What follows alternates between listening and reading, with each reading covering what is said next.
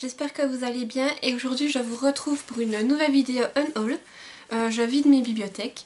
Récemment j'ai fait le tri dans mes différentes bibliothèques car je commençais à manquer de place.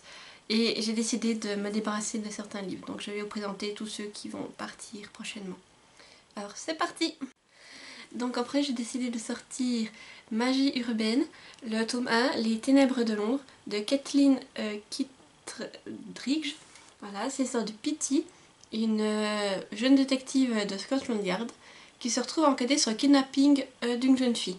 Et pendant son enquête, elle se rend compte justement qu'un monde parallèle peuplé de magie existe. Voilà. Donc j'ai lu ce livre il y a très longtemps, on me l'avait offert pour mon anniversaire et je me rappelle que je l'avais lu mais je n'avais pas accroché. Voilà, après, mais ça fait des années donc je n'ai plus beaucoup de souvenirs sur ça.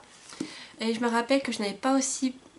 J'avais eu du mal à le lire car l'écriture est très petite. Et en plus, voilà, c'est écrit très petit, très serré et j'avais du mal à le lire et j'avais pas trop accroché à l'histoire. Après, je n'ai jamais continué cette saga et c'est pour ça du coup qu'elle va quitter ma bibliothèque. Ensuite, j'ai aussi décidé de sortir des Nuits de sang et d'étoiles de Lisa Ledecker. Voilà, donc là c'est sur l'île de Skane. Et la déesse elle s'exprime à travers le ciel. Donc si le ciel est d'une certaine couleur, c'est que tout va bien. Si c'est d'une autre couleur, ça veut dire qu'on va se faire, qu'il faut faire attention qu'il y a des envahisseurs qui vont venir, ces choses-là. Voilà. Et là, on va suivre une aventure en fait. Voilà, ce peuple va se faire gentiment envahir et une jeune fille va partir à la recherche de la déesse elle-même pour aider son peuple. Voilà. Alors, à première vue, la couverture, tout ça, c'est magnifique. Hein, et l'histoire, ça vend du rêve. Mais je n'ai pas accroché. En fait, j'ai trouvé que l'histoire était très longue. Qu'on nous présentait beaucoup de choses qui n'avaient pas d'intérêt. Je me suis ennuyée, franchement. Et surtout, quand on arrive enfin dans le vif du sujet, c'est bâclé quoi. En fait, il y a un moment donné, je sais que la fille, elle est dans un endroit où c'est qu'elle est... On sait, il y a des choses qui tournent autour, mais on ne sait pas vraiment ce que c'est. J'aurais voulu en savoir plus sur ces choses, ce que c'est, d'où elles viennent, ces choses-là, mais il n'y a rien qui est dit. Et voilà, donc pourquoi je vais m'en séparer. Alors je suis sûre que ça peut plaire à d'autres personnes, c'est assez... mythologie nordique, ces choses-là, ça peut plaire à d'autres personnes, mais moi, ça l'a pas fait. Après, c'est un livre qui fait... Il y a quand même 500 pages, hein, donc je vous dis, je m'étais vraiment forcée à le lire. Et c'était quand même, c'est écrit très grand, heureusement. Juste que je vous remonte ça, voilà. C'est quand même écrit assez grand. Mais moi, ça l'a pas fait et je n'ai pas envie de le relire. Après, j'ai décidé de également sortir Flocon d'amour. C'est 3 petits romans, 3 petites histoires de John Green, Maureen Johnson et Lorraine Miracle. Voilà. Donc là, c'est un livre, c'est bien pour lire une fois. Comme je vous dis, il y a 3 petites histoires. Après, ce qui a motivé mon choix, c'est que sur les 3 histoires, il n'y en a qu'une que j'ai vraiment appréciée. La première. Les 2 autres, alors il y en a une, je me suis ennuyée, clairement. Et la dernière, on a un personnage principal qui m'a fait sans cesse se laver les yeux au ciel parce que c'est quelqu'un qui est égoïste, tout ça, et en plus qui se lamente, qui comprend pas pourquoi ses amis, tout ça, tous les gens lui disent de changer, et voilà. Et moi, ça m'a pas plu, voilà. Alors, à lire une fois, c'est sympa, mais moi, je me verrais pas le relire, alors je me dis autant qu'il profite à quelqu'un d'autre. Et là, c'est une lecture, elle fait 300... Ouais, un peu moins de 350 pages. Et c'est quand même écrit assez grand. Si je vous trouve un début de chapitre, voilà. Comme ça. Et c'est une lecture qui se lit bien sûr super bien en hiver. Et en période de Noël. Après, j'ai aussi décidé de sortir Fukushima, le poison coule toujours de François-Xavier Minage. Donc là, vous dites, mais d'où elle sort ce bouquin? C'est pas son style. Exactement, hein, c'est clair que je n'aurais jamais acheté ce livre en temps normal, mais là, pendant mes études, j'ai dû faire un dossier sur Fukushima et c'est les conséquences justement de ce qui s'est passé avec la centrale nucléaire, tout ça. Et j'avais pris ce livre pour rajouter un plus à mon dossier et mettre, en le lisant, j'avais rajouté un témoignage, voilà. Et aujourd'hui, quand j'ai trié ma bibliothèque, je me suis dit, mais maintenant j'en ai plus besoin. Et voilà, je pense qu'il va finir en boîte à livres, je sais pas ce que je vais en faire. Mais voilà, je ne vais pas le garder, clairement. Après, c'est en fait François-Xavier Minage, va nous parler de ce qui s'est passé après l'explosion de Fukushima. Il a été sur place et il détaille tout ce qui s'est passé plus tard, voilà. C'est de ça que ça parle. Ensuite, j'ai également décidé de sortir Mes poupées russes de Catherine Romanoff. Alors voilà, c'est l'histoire d'Agatha qui comble le vide de sa vie en se remplissant de pâtisserie, jusqu'au jour où elle va attraper une petite grosseur au niveau d'un orteil. Et cette grosseur va communiquer avec elle, voilà. Et cette grosseur va se demander si c'est pas en fait ses ancêtres, donc ses ancêtres qui ont fui sa grand-mère, tout ça, qui ont fui la Russie. Donc voilà, au niveau de l'histoire, ça c'est un livre que j'ai gratuitement lors de la masse critique Babelio. Et voilà, je l'avais lu, c'était sympa à lire. Après, il y a plusieurs histoires qui sont décrites là-dedans. Et je me rappelle, j'avais moins aimé l'histoire principale qu'une histoire secondaire, voilà. Et c'était pas vraiment mon style de lecture, donc je l'ai lu, c'était sympathique une fois, mais je ne me vois pas le relire. Et comme j'ai besoin de pas dans mes bibliothèques, et bien c'est pour ça que je pense que je vais le donner à quelqu'un qui sera heureux de le découvrir. Après, c'était écrit quand même, c'était sympa la manière dont c'était écrit, il y avait différents styles d'écriture, j'avais beaucoup aimé. Voilà, comme vous pouvez le voir, c'est une page normale. Et il faisait un peu plus de 250 pages, voilà. Mais c'était une lecture voilà, que j'étais contente de faire, mais je ne m'aurai pas à la relire prochainement. J'ai également sorti Wicked, la véritable histoire de la méchante sorcière de l'Ouest de Gregory Maguire. Alors là, on va suivre, comme vous le savez, l'histoire, comme c'est décrit là, l'histoire de la méchante sorcière de l'Ouest dans Le Magicien d'Oz, et voir son point de vue. Donc, je m'attendais, ce livre, j'avais exprès attendu sa réédition, j'en attendais beaucoup et au final ça l'a pas fait. J'ai trouvé que, en fait, oui, on voit l'enfance, tout ça, de sa méchante sorcière de l'Ouest, mais j'en attendais plus et en fait, je trouvais que ce livre il parle beaucoup de politique en fait, de la politique qu'il y a dans le monde d'Oz, la politique du magicien d'Oz, ces choses-là. Et j'aurais vraiment voulu plus être centrée sur la méchante sorcière de l'Ouest. Voilà, donc au final pour moi ça l'a pas fait. Ça a été une déception pour ma part et je l'avais gardé, mais j'avais été au bout, mais je m'étais forcée déjà à le finir. Et je me rappelle clairement pas le relire. Après, en plus, si mes souvenirs sont bons, il est écrit quand même assez petit et assez serré. Voilà, comme vous pouvez le voir, hein, assez petit, assez serré. Et il faisait quand même... c'est un beau bébé. Il faisait presque 500 pages. Voilà. Donc je me dis autant vous faire profiter à quelqu'un d'autre qui sera peut-être plus intéressé que moi. J'ai aussi décidé de me séparer de La Maison Abandonnée de Joël A. Sutherland.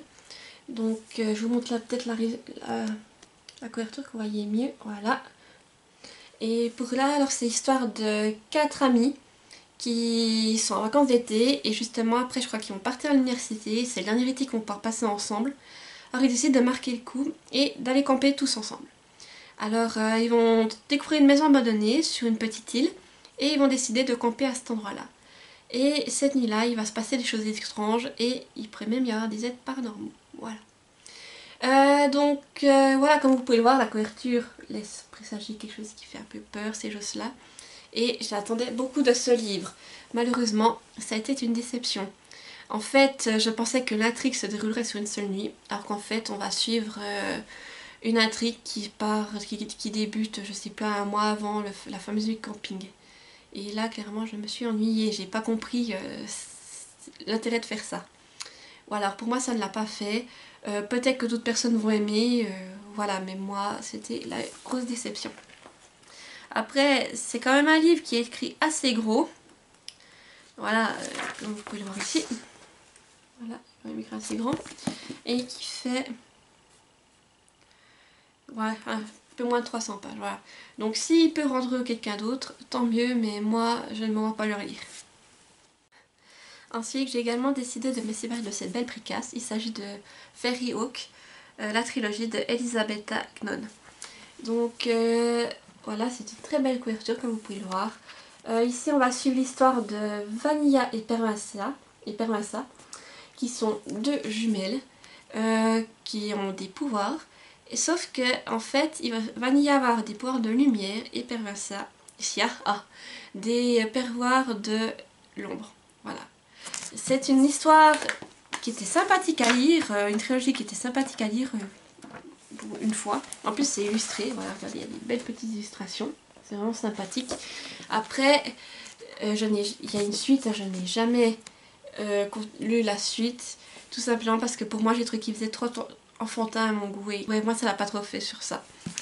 Mais je suis sûre que d'autres personnes pourront vraiment aimer, c'est vraiment super beau, très bien fait et je suis sûre qu'il fera un heureux.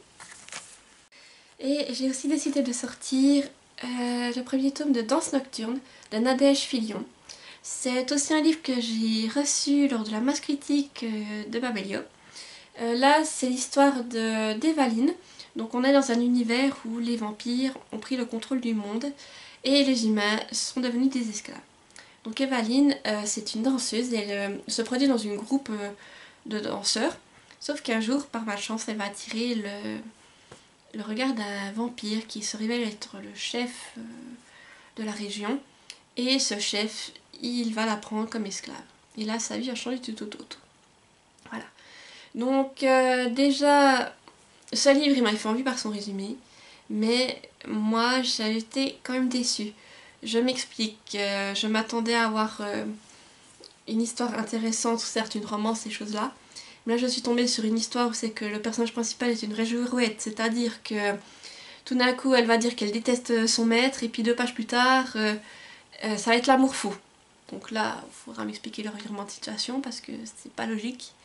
Et en plus, l'autrice va clairement dissimuler des scènes de viol. Je crois que c'était, oui, des scènes de viol. Elle va les détourner, c'est-à-dire, je sais plus comment c'était fait, mais c'était du viol mais détourné. Voilà. Mais ça, je préfère autant qu'on nous mette un viol pur et brut que ça. Voilà. Et l'histoire, voilà... Moi, ça l'avait pas fait, c'était intéressant, voilà, par moments, mais j'ai pas envie de lire la suite et lors d'une fois, j'ai pas envie de le lire, voilà. Donc je préfère autant que quelqu'un en profite et voilà. Après, au niveau de l'écriture, c'était quand même un livre qui était écrit assez petit, je trouve, voilà. Je vais vous montrer, petit et serré, hein. Et c'était une lecture qui faisait un peu plus de 200 pages. Voilà. Après la couverture est magnifique, c'est ça qui m'avait fait flasher aussi. Et le fait qu'on parlait de la danse, sauf que la danse, elle est abordée un peu au début et après je crois que presque plus, voilà. Donc c'est aussi un livre qui va quitter ma bibliothèque et j'espère qu'il fera un heureux. Et j'ai également décidé de me séparer du Tour du monde en 80 jours de Jules Verne. Alors j'avais reçu ce petit livre gratuitement de la part de France Loisirs. Après, je ne l'ai pas lu, donc je ne peux pas vous dire si j'ai aimé, pas aimé. Mais j'ai tellement de livres à lire que je me dis que je vais pas encore me mettre un livre qui ne me fait pas plus envie que ça dans ma pâle, voilà, tout simplement. Et autant le mettre dans une boîte à livres, il est neuf et ça fera certainement plaisir à quelqu'un d'autre que moi. Et si un jour j'ai vraiment envie de le relire, je préfère autant me le racheter à ce moment que de le garder des années dans ma palle, sans être sûre que je vais l'en sortir un jour. J'ai aussi décidé de me séparer des Lumières du Nord de Nora Roberts. Donc comme vous pouvez voir, c'est un hardback et il a des petits dessins sur les pages, c'est super beau. Alors c'est un livre que je m'étais procuré lors d'une bourse aux livres à Belfort en 2019. Je l'ai lu pour Noël et le résumé, on va dire, vous n'avez pas un très grand résumé derrière. Quand je l'avais lu, je m'étais dit ça doit être une romance.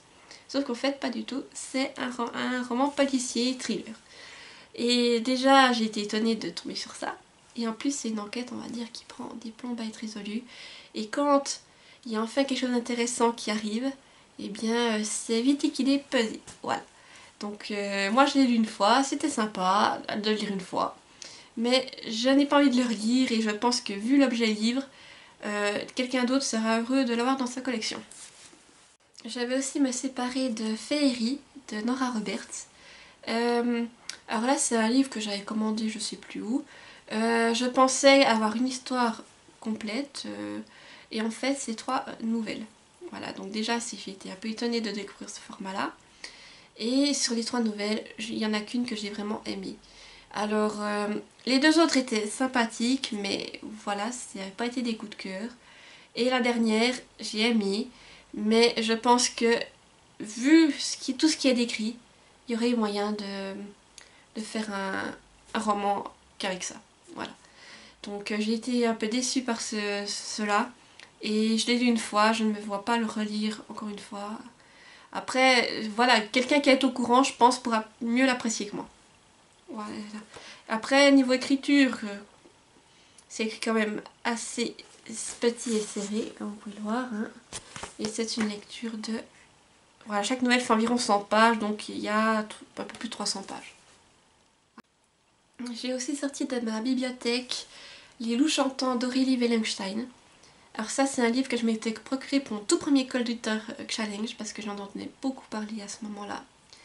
Et c'est l'histoire de Yuri, qui vit dans les glaciers de la Sibérie, avec sa petite sœur Kira, sauf qu'un jour Kira, elle va tomber malade, elle a sa peau qui va commencer à se recouvrir de glace, et Yuri va alors commencer un périple avec elle pour la guérir.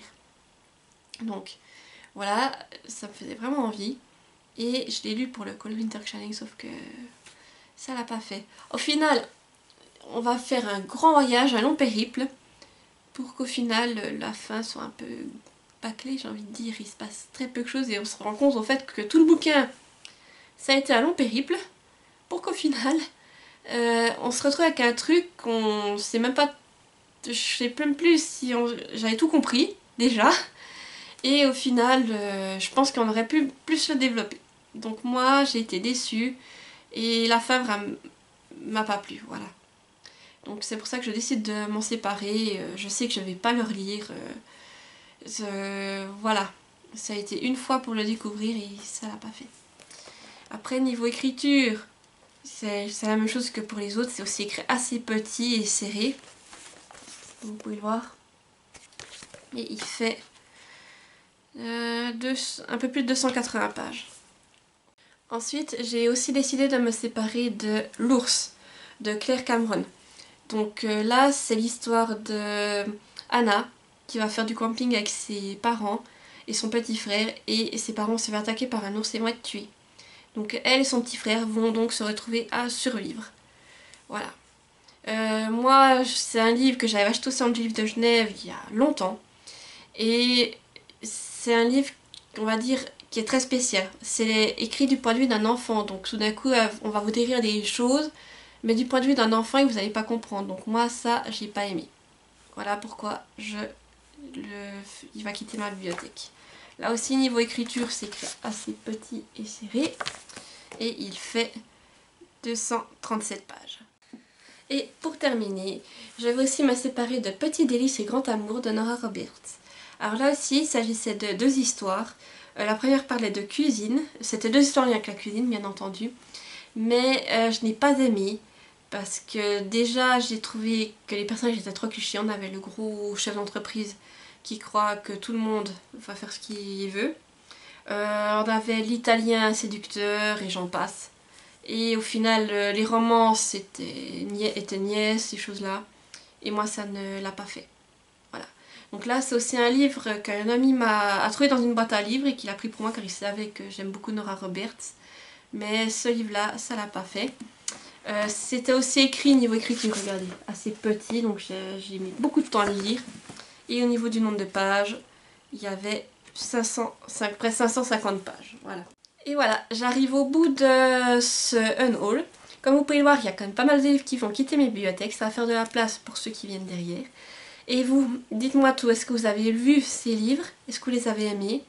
Et de quel livre vous êtes-vous débarrassé, vous aussi? Dites-moi. Je serai heureuse d'échanger avec vous en commentaire. Alors il ne me reste plus qu'à vous souhaiter une belle journée et à tout bientôt pour une nouvelle vidéo. Bye bye!